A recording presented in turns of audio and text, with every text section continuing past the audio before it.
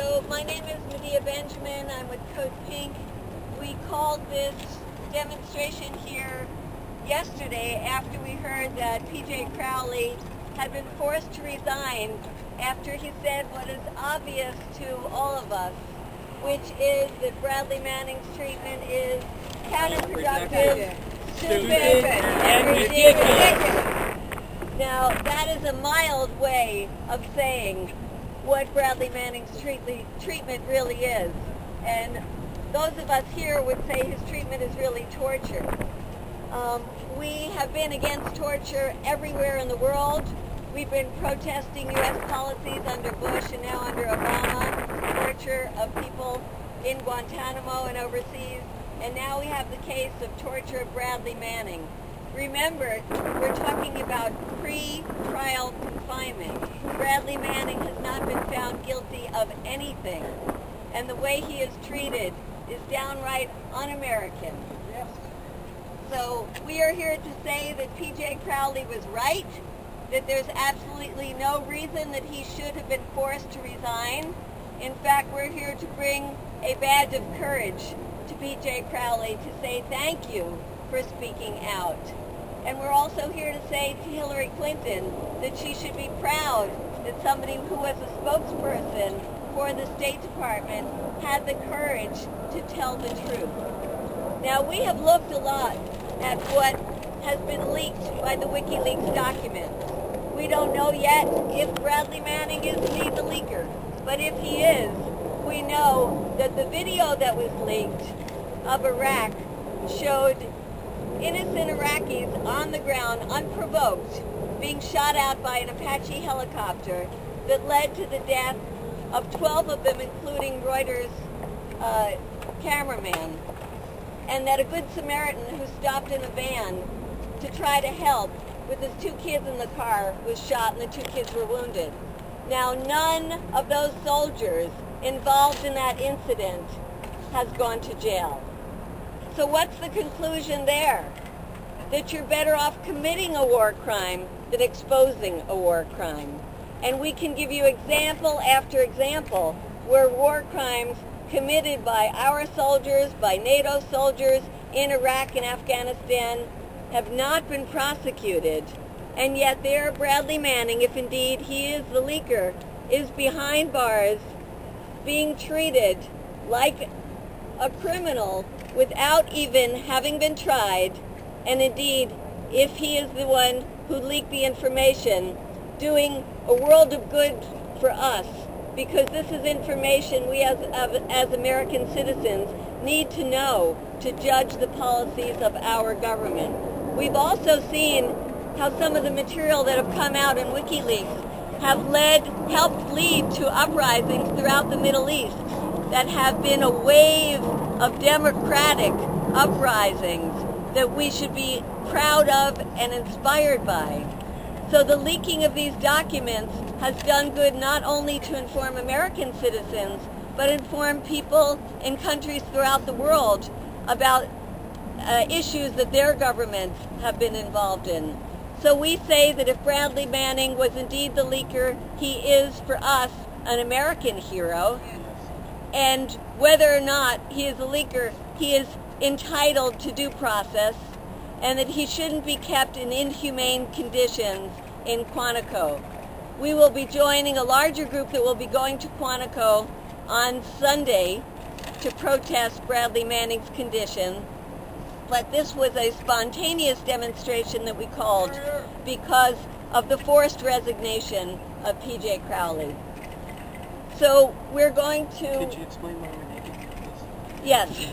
And why don't the 2 people who are naked, Ty, why don't you explain why you are down here today, braving the cold with merely something around our groin area, because Bradley Manning is being held stripped naked in prison today.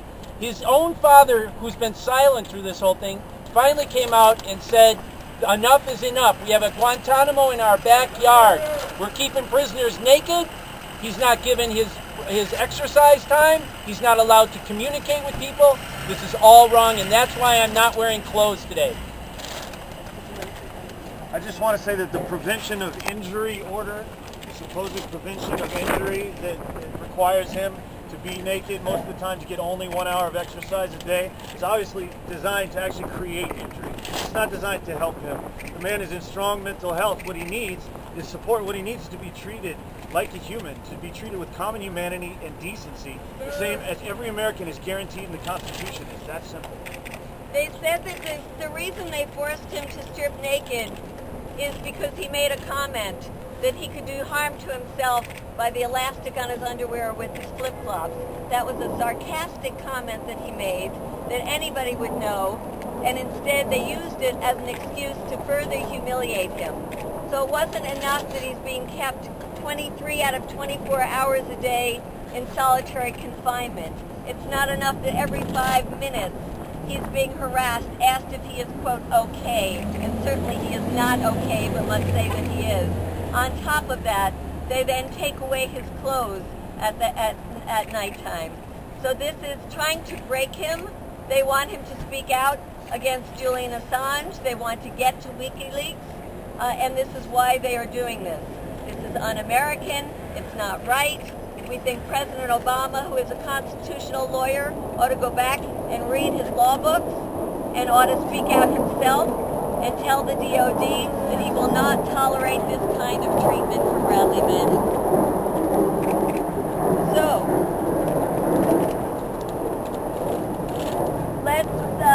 is there anybody else who wanted to say something?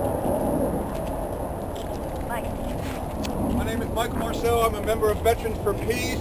And obviously one of our interests is our veterans. When we see a fellow service member being treated like this, we need to stand up and speak and say this is wrong. Military members do not lose their First Amendment rights when they put on that uniform. They are fighting for those First Amendment rights, and if anyone has a right and a need and a duty and an obligation to speak out on what they see that our military is doing, it is those men and women in uniform. There are so many things going on that the American public and the American taxpayer needs to know, and we are so glad to stand up and support Bradley Manning and saying that he is an American hero. At our convention last summer, Veterans for Peace awarded Bradley Manning our Courage of Conscience Award, and we just want to let him know that we will be here in however way we can to support him until this ordeal is over and he is found not guilty. Thank you. Thank you. My name is George Ripley. I'm a regular citizen, and I believe John McCain owes us a comment on this. He's tugged on our sympathies for years and years about his treatment in the prisons in Vietnam, and so I'd like John McCain on record with regards to this issue. And Obama himself, this is the commander-in-chief, he should be coming out with a position similar to his pre-election positions with regards to Guantanamo. Why do we have this here 50 miles from Washington, D.C.? Thank you, George. And that's why people are dressed in these orange jumpsuits, too, to show that there is unfortunately too much of a relationship between the way prisoners are being treated in Guantanamo and the way Bradley Manning is being treated. And so let's do a chant. We'll say, we're the people we're here to say, torturing Manning is not okay. Okay? 1, 2, 3. We're the people. We're here to say torturing Manning is not okay. We're the people. We're here to say torturing Manning is not okay. We're the people.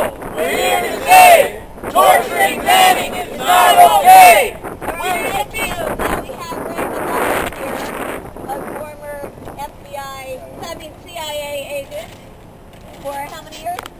27 years. 27 2 years as an Army intelligence officer. Can you come a little closer to Sure, us? yeah. VIP, Veteran Intelligence Professional For sanity, yeah. We'll have you sit. When I was in the Army, we had to memorize the POW journal, the manual. It hasn't changed much today. And that's why I'm really completely confused as to why the Army has persuaded the Marine Corps to do its dirty work. And I mean dirty work. We were taught never to treat prisoners, detainees, whatever you call them, in that manner. There's an international convention against it, against torture and degrading, inhuman treatment.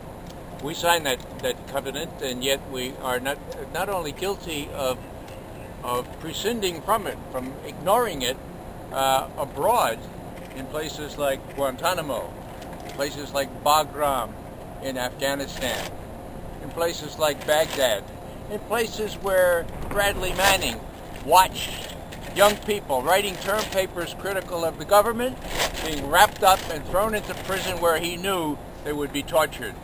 So Bradley Manning had a conscience. These folks here seem to lack a conscience. Not us. Have they found not these folks, but those folks up there, and especially on the 7th floor? You know, finally, we have to ask, have you no shame, you people up there on the 7th floor? Have you no shame? Have you no shame? Have you no shame? It apparently is the case that they do not have any shame. But there was one person that had a conscience. His name was PJ Crowley. He didn't want to be put in the position of having to defend what he knew to be wrong. And not incidentally, his father was a POW. You have to be there, you have to learn about it, you have to know about it before you can realize how heinous it is. How heinous it is to be spending 23 hours a day in solitary confinement, no window, no nothing, then being able to exercise with chains on in a different room for 1 hour. Now, I was, courtesy of Secretary Clinton, I was in the 2nd District Jail for 3.5 hours back a month ago.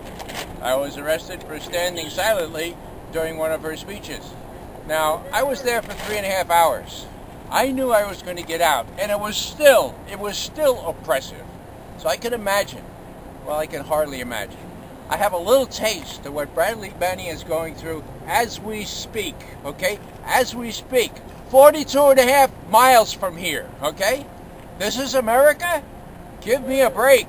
We're here to reassert the fact that that's not America, and that PJ Crowley is a hero, just as Bradley Manning is. That's right. Now, what did Bradley Manning do? It has to do with war crimes, folks. But he didn't commit them. He exposed them. And so they're killing the messenger, or they're putting the messenger in prison for a whole lifetime. Now, that's unconscionable. What he did was the supreme good. He uncovered and he divulged war crimes. That is his duty as a soldier in the United States Army. I can speak of that because I'm a former Army officer. That is his duty. When he sees abuses of that kind, he needs to stop them. And who do I have for backup on that? How about the Chairman of the Joint Chiefs of Staff, Peter Pace? Do you remember? Do you remember when he was standing with Rumsfeld and a lady asked him, what about those Iraqi prisons where they're torturing people? What are your instructions to your soldiers? And Peter Pace, the Chairman of the Joint Chiefs of Staff, without blinking an eyelash, says, our instructions are for them to stop it immediately, to do everything they can to stop it. And Rumsfeld, standing right there, this is bizarre, he said, oh, General, I think it's not to stop it. I think it's to report it. Peter Pace came back, no, sir, it's to stop it. It's to do all they can do to stop it. Now, guess what?